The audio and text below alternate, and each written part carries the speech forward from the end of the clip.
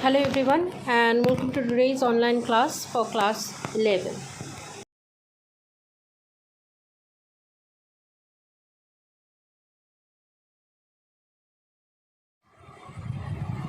Let's take a chemical example. Let's say element A is reacting with oxygen to produce the oxide of element A. Now what is the chemical formula of this oxide? We are not going to discuss this right now. Just remember this, the oxide of A is producing in this particular reaction where element A is reacting with oxygen. Now the mass of element A that you are reacting, let's say it is X amount of mass, and the amount of mass that of oxygen that is reacting is let's take Y. So X mass of A is reacting with Y mass of X mass of A you have added to react with the oxygen Y mass of oxygen. Now we know that just by adding certain amount of mass with a certain amount of other element, mass of certain amount of other element, the reaction will not happen. Reaction always happens in a particular ratio. So this reaction will also is happening in a certain ratio, or you can say that this reaction is also happening in a certain mass ratio. It is found that any element reacts with oxygen in the ratio of 8 part of oxygen. I'm saying it again. It has been found that elements reacts with oxygen on the 8th part of the mass of oxygen. Therefore, this A will react with oxygen in the ratio where 8 part of mass of oxygen is reacting.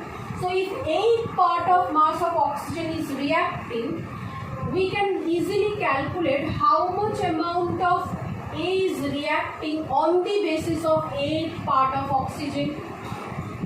Let's find out Y mass of A, oxygen, is reacting with X mass of A. 8 part of A is reacting, therefore, with X by Y multiplied 8 part of A, 8 part of oxygen. This is nothing but the amount of mass of the element A that will be reacting with 8 part of mass of oxygen in this particular reaction. So the mass ratio I can find from this equation, which is A is to O2 is X by Y multiplied 8.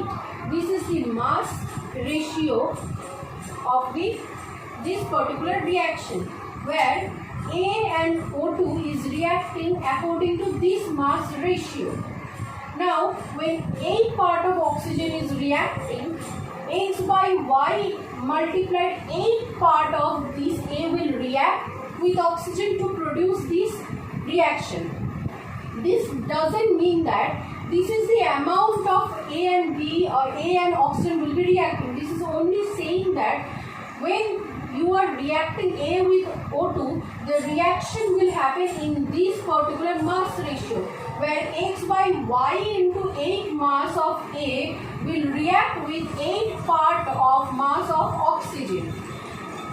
As this is very particular, this is very certain, this is exactly equivalent with the oxygen with which it is reacting. This amount is constant for an individual element, and this amount is known as the equivalent mass. If you can observe, this is exactly the equation that I have written on the equivalent mass equation. The second equation that I have written, that is equivalent mass E equals to W element by WO2, which is mass of the element that is reacting with oxygen by the mass of the oxygen that is being added to react with this element multiplied 8.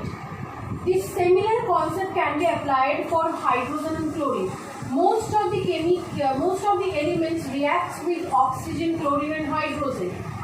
You can find the most of the elements in the form of their oxides and chlorides, and also they react with hydrogen also. That's why to find out at which mass ratio the elements reacts in a chemical reaction, these elements, the base of these elements has been taken, and the equivalent mass equation has been formulated with the help of these elements. This equation is saying that E equivalent mass equals to W element by mass of the hydrogen multiplied 1.008. When the elements that are the base element on which the equivalent mass of the element I am calculating, we have taken hydrogen. When the base element I am going to take chlorine, the equivalent mass equation will be represented as E equals to W element by W chlorine, that is mass of the element by the mass of the chlorine multiplied 35.5. Now this is the main concept of the equivalent mass.